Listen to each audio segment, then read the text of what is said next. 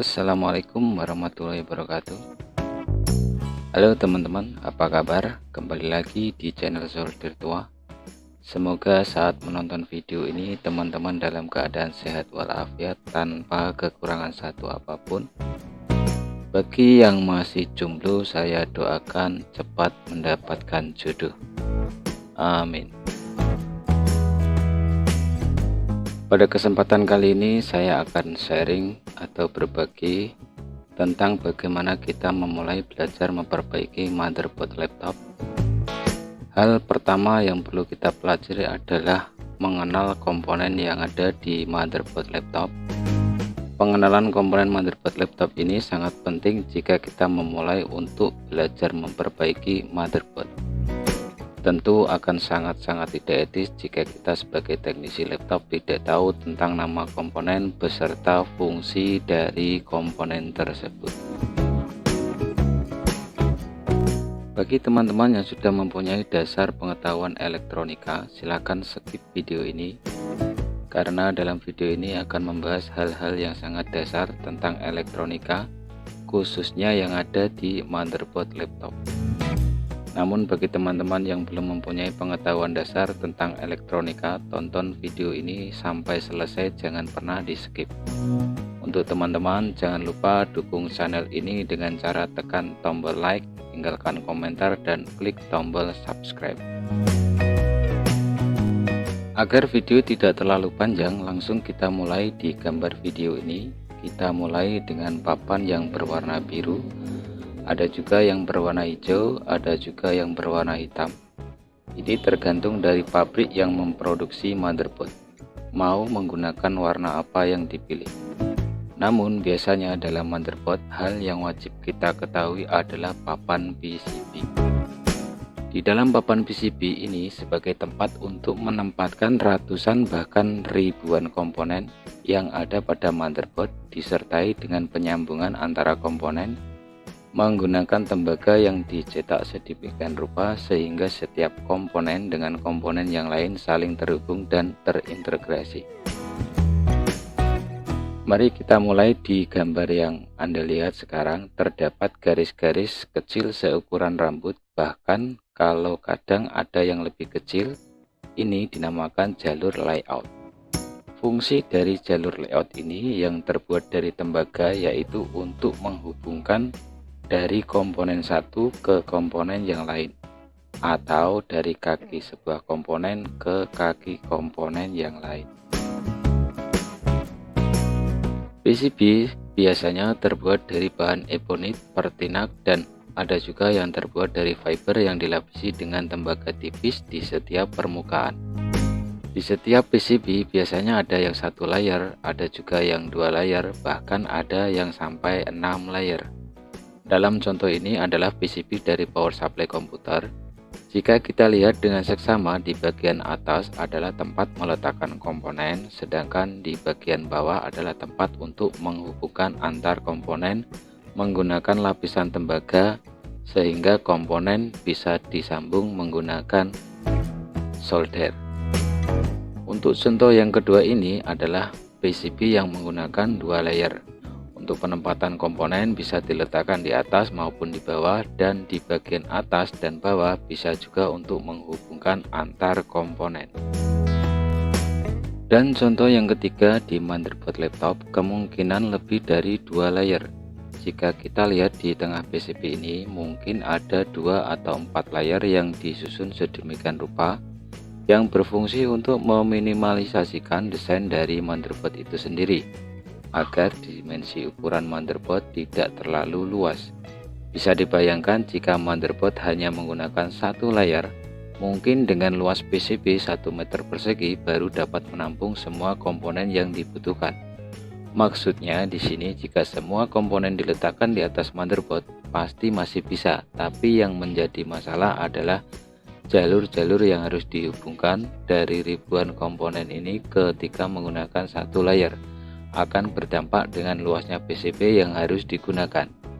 Jadi dengan menggunakan 2-4 layer bisa memperkecil ukuran desain layout PCB sehingga ukuran perangkat elektronik khususnya motherboard laptop dapat didesain lebih kecil. Komponen motherboard berikutnya dapat dilihat di gambar ini adalah beberapa soket atau port dan komponen lainnya. 1. Port pertama adalah port USB. Port USB berfungsi untuk menghubungkan perangkat elektronik lain yang menggunakan media komunikasi data USB seperti contoh flash disk, keyboard mouse USB, printer, modem, dan perangkat lainnya yang menggunakan media komunikasi USB. Port yang kedua adalah port HDMI.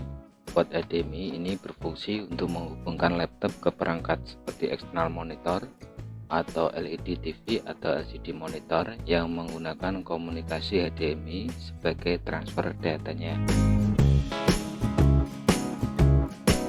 Port yang ketiga adalah port LAN. Port ini berfungsi sebagai penghubung komunikasi Ethernet dari laptop ke router dan switch hub. Jadi ketika kita ingin menghubungkan komputer atau laptop ke sumber internet, kita bisa menggunakan port ini.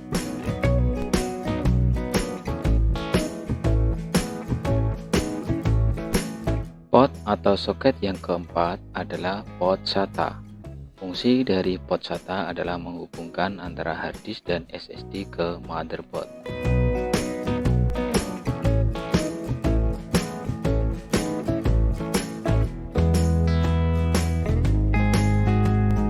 Port yang kelima adalah port ODD. Fungsi dari port ini adalah menghubungkan DVD-ROM atau DVD-RW bawaan laptop ke motherboard. Komponen yang keenam ini adalah soket baterai. Soket baterai ini berfungsi untuk menghubungkan baterai ke motherboard laptop. Komponen yang ketujuh ini adalah soket DC in. Sedangkan yang ini biasanya kita menyebut DC jack. Kedua komponen ini berfungsi menghubungkan sumber arus listrik yang berasal dari adaptor atau charger ke motherboard laptop. Dengan kedua komponen ini, laptop mendapatkan sumber arus listrik selain dari baterai. Komponen yang kedelapan adalah soket memori RAM. Soket ini berfungsi untuk menghubungkan eksternal RAM motherboard laptop. Biasanya motherboard ada yang memiliki internal RAM seperti yang ada di laptop Asus, akan tetapi kebanyakan masih disertakan soket untuk eksternal RAM. Biasanya ada yang satu slot, juga ada yang dua slot. Untuk contoh di sini hanya terdapat satu slot untuk memori RAM. Komponen yang kesembilan adalah soket LCD atau soket LVDS. Fungsi dari soket ini adalah menghubungkan data yang dibutuhkan LCD untuk menampilkan data gambar yang diolah dari chipset dan disalurkan melalui kabel fleksibel ke internal layar, sehingga layar laptop bisa menampilkan gambar sesuai program yang dijalankan.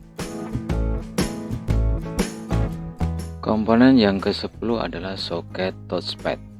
Fungsi dari soket ini adalah menghubungkan board touchpad ke motherboard laptop menggunakan kabel fleksibel.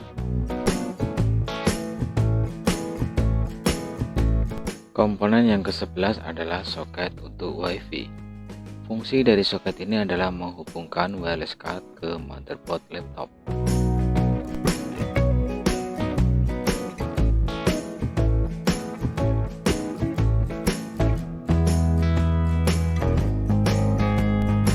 Komponen ke-12 ini biasa kita sebut HSF atau heatsink fan. Fungsi dari komponen ini adalah sebagai media untuk menyalurkan panas dari prosesor ataupun chipset sehingga mengarah ke bagian dekat kipas, dan ketika panas sampai di ujung heatsink, maka panas akan dikeluarkan dari dalam casing laptop menggunakan bantuan kipas internal ataupun fan. Komponen yang ke-13 ini adalah baterai CMOS. Baterai ini adalah baterai lithium yang berfungsi untuk mensuplai tegangan di jalur RTC, sehingga ketika tegangan RTC ini hadir terus-menerus, data seperti tanggal, hari, bulan, jam, dan tahun, dan beberapa settingan BIOS tetap tersimpan dan tidak berubah saat laptop tidak mendapatkan suplai arus listrik dari baterai maupun charger. Ketika daya baterai CMOS ini habis, saat kita lepaskan satu daya dari charger ataupun baterai, maka settingan BIOS akan otomatis terreset. Jika teman-teman pernah mengalami komputer atau laptop yang ketika dimatikan dan tidak mendapatkan satu daya, kemudian settingan BIOS berubah seperti tanggal, jam, biasanya baterai CMOS sudah soak dan waktunya untuk diganti dengan baterai yang baru.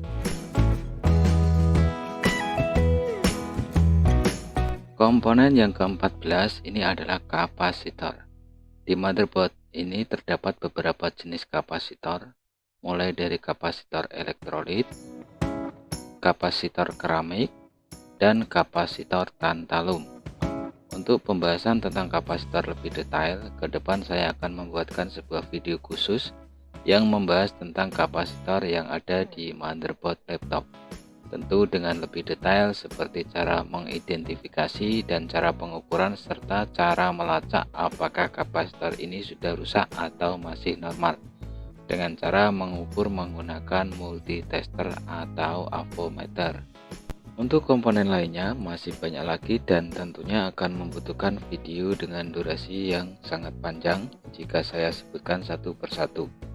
Dan akan saya lanjutkan di video berikutnya beserta fungsi dan cara pengukurannya.